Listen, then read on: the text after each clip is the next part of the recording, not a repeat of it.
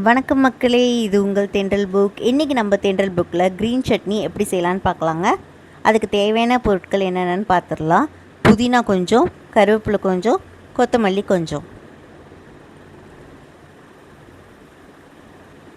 தேங்காய் கொஞ்சம் எடுத்து வச்சுருக்கேன், பூண்டு 4-5 பல், கொஞ்சோண்டு புளி, ஒரு பச்சை மிளகா, சின்ன துண்டு இஞ்சி.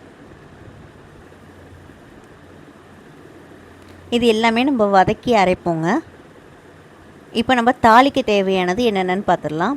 கடுகு, உளுந்து, கடலப்பருப்பு கொஞ்சம், காஞ்ச மிளகா, கருவேப்பிலை, பெருங்காயத்தூள்.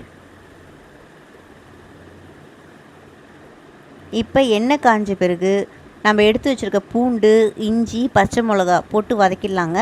அது கூட புளியும் சேர்த்து வதக்கிடலாம். இப்போ நம்ம எடுத்து வச்சுருக்க புதினா, கொத்தமல்லி, கருவேப்பிலை இது மூணுத்தையுமே ஆட் பண்ணிடலாம்.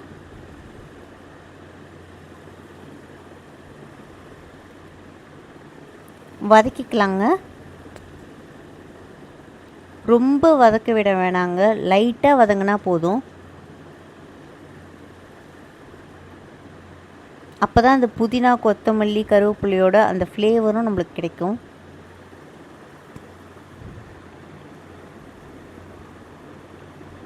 இந்த அளவு போதுங்க. இந்த அளவு வதங்கினோடனே நம்ம தேங்காய் ஆட் பண்ணிக்கலாம்.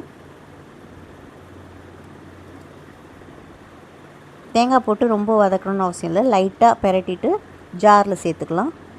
இந்த ரெசிபிக்கு தேவையான அளவு உப்பு ஆட் பண்ணிக்கலாம். இப்போ இதை அரைச்சி எடுத்துகிட்டு வந்துடலாங்க. அரைச்சாச்சுங்க. இப்போ இதை வேறு பவுலுக்கு ட்ரான்ஸ்ஃபர் பண்ணிடலாம். தாளிப்புக்கு தேவையானதை ரெடி பண்ணிடலாங்க. கடாயில் எண்ணெய் ஊற்றிக்கலாம். எண்ணெய் சூடான பிறகு தாளிப்புக்கு எடுத்து வச்சுருக்கிறதுல ஆட் பண்ணிக்கலாங்க. கடுகு, உளுந்து, கடலப்பருப்பு மூணுத்தையும் ஆட் பண்ணி பொரிய விடலாம்.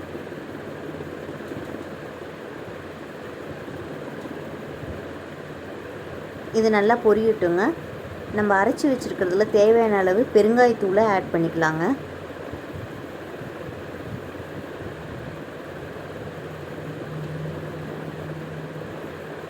இப்போ தாளிப்பில் தேவையான அளவு கருவேப்பிலையும் காஞ்ச மிளகாவும் ஆட் பண்ணி பொரிச்சுக்கலாம். இப்போ இதை அந்த சட்னியில் போட்டுடலாங்க.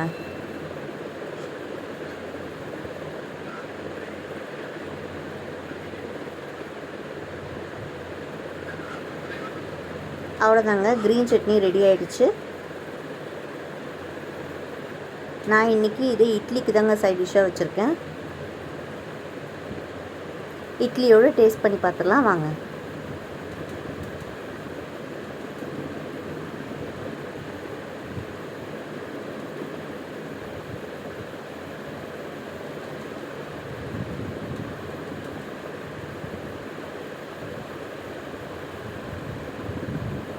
நல்லா இருக்குங்க, ட்ரை பண்ணி பாருங்கள். Thank you so much.